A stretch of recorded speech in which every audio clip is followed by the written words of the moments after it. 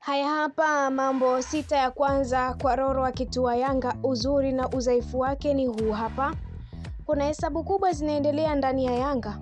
Uongozi wa klabu hiyo unaendelea na majadiliano ya kumpata kocha mpya, huku ikielezwa kwamba endapo atamalizana na Romain Folz, basi Ramladi Rukatrat Roro wa Madagascar ndiye atakayeshika usukani. Kwa waliofuatilia michuano ya CHAN pamoja 2024, jina la Roro si geni. Yeye ndiye aliyeweka Madagascar kwenye ramani ya soka la ndani Afrika baada ya kuipeleka hadi fainali kwa mara ya kwanza katika historia yao, wakipoteza kwa Morocco kwa mabao 3-2. Huo ulikuwa mwanzo wa zama mpya kwa taifa lililokuwa likihesabiwa kama underdog. Lakini nini hasa kinamfanya Roro kuwa tofauti? Na je, falsafa zake za kiufundi zinaweza kuibadilisha Yanga na kuwatishia Afrika kama ilivyokuwa kwa Madagascar katika mashindano ya CHAN ambayo yalifanyika kwa mara ya kwanza ukanda wa Afrika Mashariki? Katika uchambuzi huu kuna ubora wake na udhaifu alionao, nidhamu na umoja. Ukiwa na timu iliyo na wachezaji wenye vipaji vikubwa kama Pacome Zouzoua, Prince Mpelemelo Dube au Clement Mzize, changamoto kubwa ni kuhakikisha kila mmoja anacheza kwa nidhamu ndani ya mfumo. Hapo ndipo Roro anapoonekana kuwa chaguo sahihi zaidi kwa Yanga. Kocha huyo anaamini kuwa ushindi unajengwa kwenye umoja na wala sio uwezo wa mchezaji mmoja mmoja. Alipokuwa Madagascar, alitengeneza utamaduni wa nidhamu ya kimbinu uliowafanya wachezaji wa ndani kuonekana kama nyota wa Ulaya. Kila mchezaji alifahamu wajibu wake, walijua muda wa kushambulia na kurudi nyuma kulinda matokeo. Ikiwa Roro ataingia Yanga, basi nidhamu hiyo ndiyo itakayokuwa msingi wa mafanikio mapya ya klabu hiyo. Yanga ambayo mara nyingi imekuwa bora katika kushambulia, anaweza kuipa uwiano bora zaidi, uwezo wa kubadilika. Roro ni kocha anayejulikana kubadilisha mfumo kulingana na mpinzani. Wakati Madagascar ilipokutana na timu zinazocheza kwa presha ya juu kama Kenya au Burkina Faso, Roro alitumia muundo wa 4-1-4-1, lakini walipocheza dhidi ya wapinzani wanaocheza taratibu, alihamia kwenye 4-3-3. Kwa Yanga hii inaweza kuwa silaha hatari, kwa mfano dhidi ya Simba ambayo hupenda kushambulia kupitia pembeni. Roro anaweza kuamua kutumia 3-5-2 yenye ukuta imara katikati, huku akitumia wingbacks wanaorudi kwa kasi, Israel Mwenda na Shadrack Isaac Boka. Lakini anapocheza na miamba zaidi ya soka la Afrika katika michuano ya kimataifa kama vile Mamelodi Sundowns na hata Al Ahly, anaweza kubadilika haraka na kutumia compact 4-4-2 ili kudhibiti eneo la kati. Kwa maneno mengine, Yanga ya Roro haitakuwa timu inayocheza kwa mfumo mmoja, itakuwa timu inayosoma wapinzani na kubadilika kwa haraka. Uelewa wa wachezaji.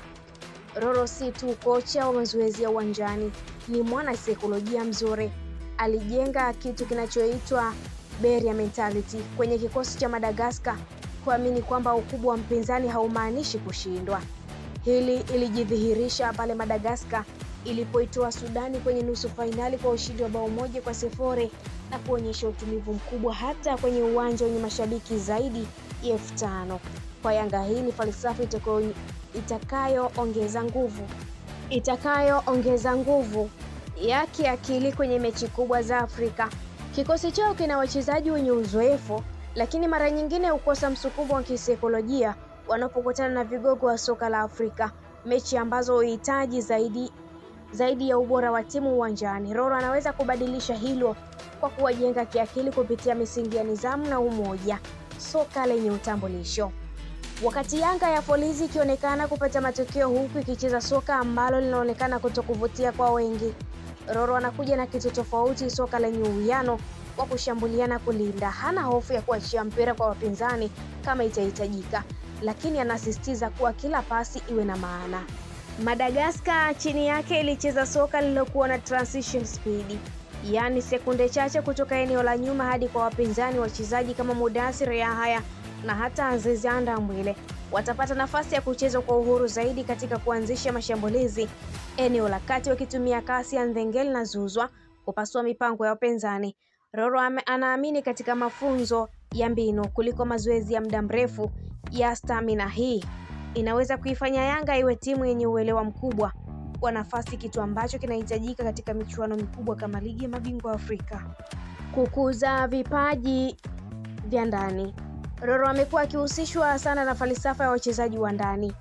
Nchini kwake alitoa nafasi kwa wachezaji wa ndani kuonyesha uwezo hata mbele ya wale wanaocheza Ulaya.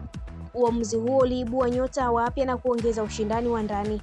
Kwa Yanga hii inaweza kuwa nafasi ya kuona vijana kama Abdul Nasir Abdalla, Casemiro, Shekhan Hamisi au Dennis Nkane wakipata nafasi ya kutumika zaidi katika michuano mikubwa. Kwa mfumo wa Roro, kila mchezaji anapimwa kwa nidhamu na uwezo wa kiufundi na sio ukubwa wa jina lake.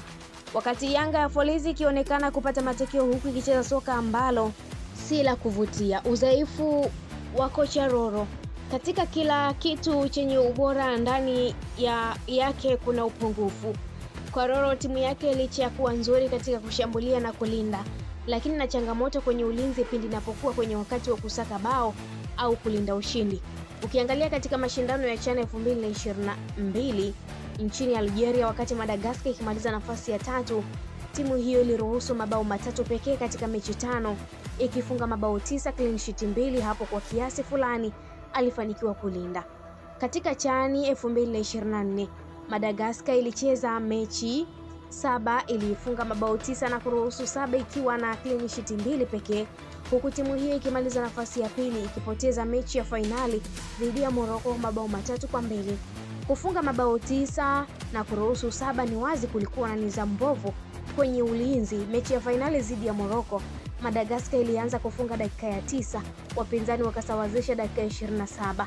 Ilipokuwa inasaka bao la kuongeza, ikajikuta ikiruhusu dakika ya 40 na kwenda mapumziko ikiwa nyuma kwa mabao 2-1. Dakika ya 68 ikasawazisha. Sasa ikawa anafanya kazi ya kulinda angalau ipate sare ili mshindi aamliwe kwa penalti. Kosa likafanyika na kuruhusu bao dakika ya 80. Shughuli ya Madagascar ikaishia hapo. Na hii ni Neli TV.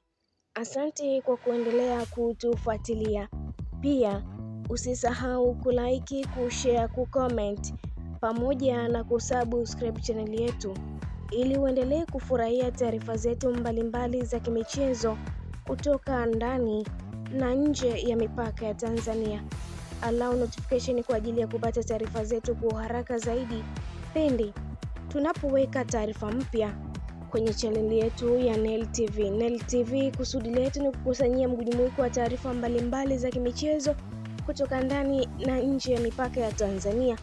Updates mbalimbali, tetesi zinazoendelea ndani ya soka letu la NBC Tanzania bara, kusudi wewe mtazamaji wetu usipitwe na chochote kile kinachoendelea ndani ya uwanja na nje ya pichi ya uwanja, kwa maana ya wadau wanasemaje kuhusu soka na namna timu zinavyopambana kufika hatua kubwa kimataifa, pamoja na kuendeleza ubabe mwingine ndani ya NBC Premier League. Niliyekuandalia na kukusomea taarifa hii ni mimi Sport Lady Queen Liz. Hadi wakati mwingine, uwe na wakati mwema. Muhimu ni kusubscribe. Kwaheri.